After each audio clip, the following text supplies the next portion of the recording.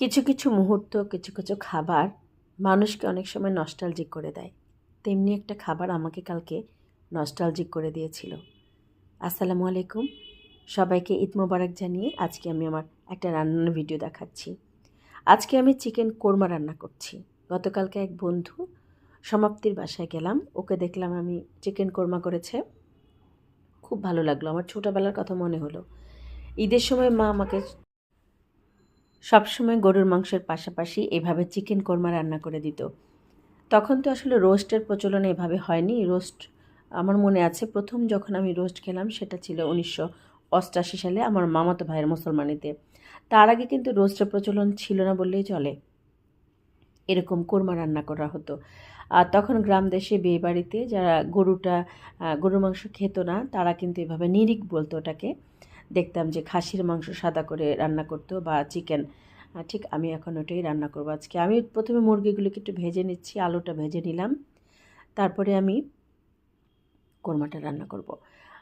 আসলে কোনো কোনো ওই যে বললাম কোনো কোনো খাবার কোনো কোনো মুহূর্ত পুরনো স্মৃতি মনে করিয়ে দেয়। আজকে আমার খুব বেশি করে মনে পড়ছিল সেই সমস্ত ছোটোবেলাকার কথা। আমি তেলের মধ্যে পেঁয়াজগুলো ভেজে নিয়ে গরম মশলা দিয়ে দিয়েছি, আর আমি পেস্ট করে রাখা পেঁয়াজ বাটা, কাঁচামরিচ বেটে দিলাম ব্লেন্ডারে, আদা বাটা, রসুন বাটা দিয়ে দিলাম, দিয়ে মশলাটাকে ভালো মতো কষিয়ে নিচ্ছি। যা বলছিলাম আমাদের সময় কিন্তু সামান্য হলুদ দিয়ে দিলাম, কারণ আমার বাচ্চারা আমি জানি একদমই সাদা তরকারি খেতে পারবে না একটু হলুদ না দিলে, আর পর্যাপ্ত ঝালও লাগবে তাদের। এখন আমি মশলা কষানো হয়ে গেলে ভেজে রাখা সেই আলু আর মাংসগুলি দিয়ে দিলাম। আমাদের সময় কিন্তু ছোটোবেলায় আমি আগের দিন কখনোই ঈদের রান্না করতে দেখি নাই। আমার মাকে দেখেছি আমি ভোরবেলা উঠে তখন রান্না করতেন, একদম আজানের সময় উঠে যেত। নানিকেও দেখেছি। আর তবে আমাদের গ্রামে একটা মোটা সেমাই বানানো হতো। আমি এখানে ঝোল দিয়ে দিলাম পরিমাণ মতো, তারপর দিয়ে দিলাম দুধ আর লেবুর রস।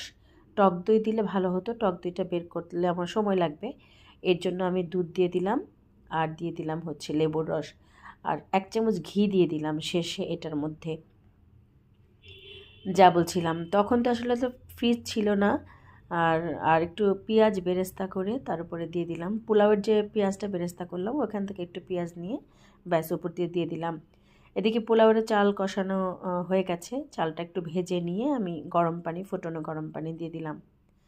আর এখন তো আমরা আগের দিনই রান্না করে ফেলি, সকালবেলা হয়তো ঝামেলা হয়ে যাবে, সকাল সকাল লোকজন মেহমান চলে আসবে, এর জন্য দেখা যায় যে আমরা আগে থেকে রান্না